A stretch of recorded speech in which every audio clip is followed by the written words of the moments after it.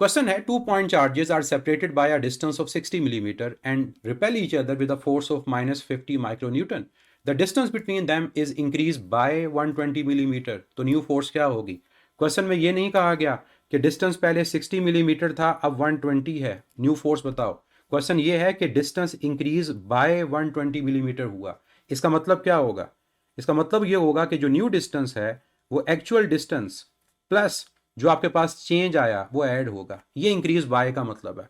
तो initial distance जो आपके पास है वो 60 और जो चेंज आया, जो इंक्रीज हुआ वो 120।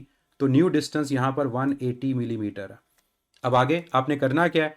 इस न्यू डिस्टेंस के साथ न्यू फोर्स को कैलकुलेट करना है। हम जानते हैं कि कूलम्स लॉ के अकॉर्डिंगली फोर्स इनवर्स के लॉ ओबे करता है, और इनवर्स के लॉ का मतलब है कि फोर्स का ताल्लुक डिस्टेंस के स्क्वायर के साथ इनवर्स होगा।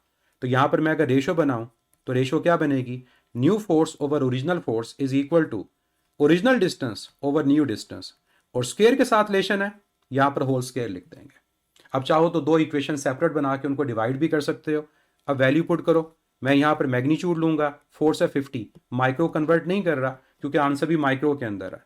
जो ओरिजिनल डिस्टेंस था वो 60 है और जो न्यू डिस्टेंस है वो 180 है।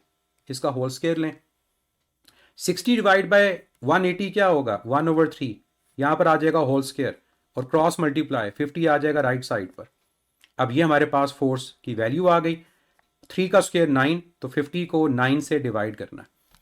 अब 50 डिवाइड बाय 9 क्या होगा? 9 इंटू 5 45 होता है, और 9 इंटू 6 54। तो आपका आंसर 5 और 6 के दरमियान, और ये कौन सी ऑप्शन है? 5.6।